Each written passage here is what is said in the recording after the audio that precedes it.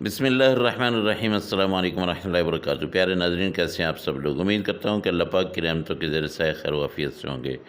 दोस्तों, आज आप सब लोगों के साथ ऑनियन पराठा बनाने की तरकीब शेयर करने लगा हूँ। बहुत ही आसान सी रेसिपी है और इसको समझें और ऑनियन पराठा बनाएं, बहुत मज़े का बनता है। तो सबसे पहले मैं 1 कप यहाँ पे घर में जो हमारे घरों में आटा इस्तेमाल होता है वो ले लूँगा। ये आटा जो हम गेहूं का इस्तेमाल करते हैं वो आटा है, ये कोई फ़ाइन आटा नहीं है या मैदा नहीं है। इसमें मैंने थोड़ी कलवंजी और अजवाइन ये मैंने डाल दी है, एक एक चुटकी जो समझ लें, और इसमें आधा चम्मच मैं नमक डाल रहा हूँ। अब इन सब चीज़ों को मिक्स किया। मिक्स करके आपने 1 गिलास पानी लेना है। ये फुल आप ले लें, लेकिन थोड़ा थोड़ा करके इसमें डालें और आपने ऐसे करके इसको घोल लेना है अच्छी तरह से। ये आटा जब अच्छी तरह से घुल जाए और अच्छी तरह से मिक्स हो जाए, इसकी गुठलियाँ आपने चेक करनी है और आहिस्ता आहिस्ता आप पानी डालते जाएं। ज़्यादा पानी आप इकट्ठा डालेंगे तो क्या होगा कि आटा कम पड़ जाएगा और फिर दोबारा से आटा डालना पड़ेगा। ये 1 कप आटा मैंने डाला था। अब यहाँ पे मैंने प्याज लिए हैं बारीक कटे हुए। ये सारे प्याज जो है, एक बड़े साइज़ की प्याज थी। ये 1 कप मैंने आपको बताया कि 1 कप आटा है। 1 प्याज बड़े साइज़ की, 2 मिर्चें जो है वो छोटी साइज़ की, और 2 से 3 चम्मच जो है ये अदरक और धनिया जो है ये छोटा छोटा काटा हुआ, और आधा चम्मच मैंने यहाँ पे ले ली है इसको स्पाइसी बनाने के लिए दड़ा मिर्च। ये दड़ा मिर्च जो है, ये सब चीज़ें ये आटे में मैं मिक्स कर लूँगा। आप देख लीजिए, इसकी थिकनेस आपने इतनी रखनी है। इसको मैं तकरीबन 15 मिनट के लिए छोड़ दूँगा। आटा जब अपनी जगह पकड़ लेगा उसके बाद मैंने अगला काम शुरू करना है। इसको रख देते हैं। तो दोस्तों चलते हैं अब अपने फ्राई पैन की तरफ। यहाँ पे थोड़ा सा मैंने घी लिया है। घी जो है इसको मैंने अच्छी तरह से फैला लेना है फ्राई पैन में।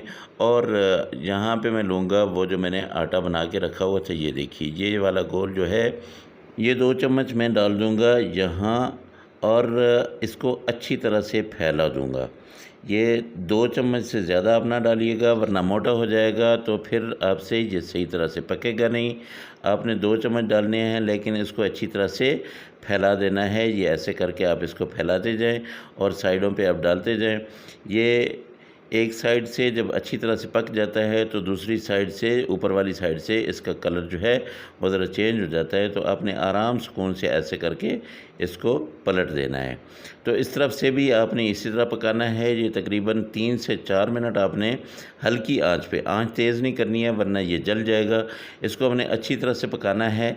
3 से 4 मिनट हम इसको पकाएंगे और अलटते पलटते रहेंगे। दोनों साइडों से हम जो है इसको पकाते रहेंगे। एक साइड से देखेंगे, अगर एक साइड से जलने लगा है तो हम फौरी तौर पे दूसरी साइड कर लेंगे।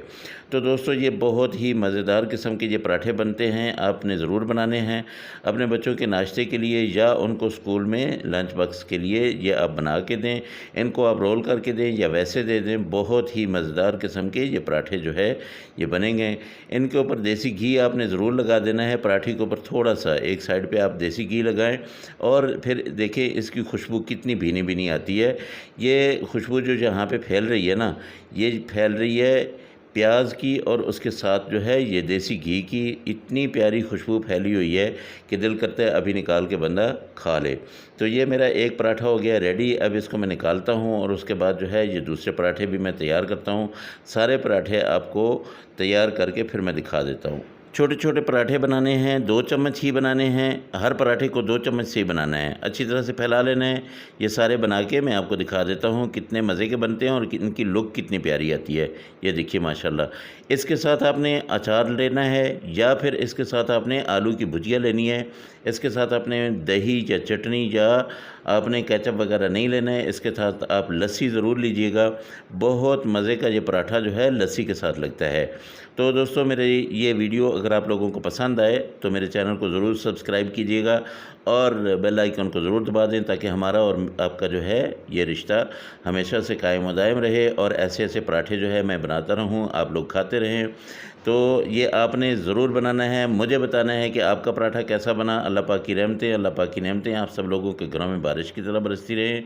मेरे वो दोस्त जो परेशान हाल हैं, अल्लाह पाक उनकी परेशानियों को दूर करे। जो मेरे दोस्त बीमार हैं, अल्लाह पाक उनको शिफाए कामिला आजिला अता फ़रमाए। और जो मेरे दोस्त बेरोज़गार हैं, अल्लाह पाक उनको अच्छा और बेहतर रोज़गार दे। इंशाअल्लाह आप लोगों के लिए अगली रेसिपी इससे बहुत ज़बरदस्त होगी, मुख्तलिफ़ होगी।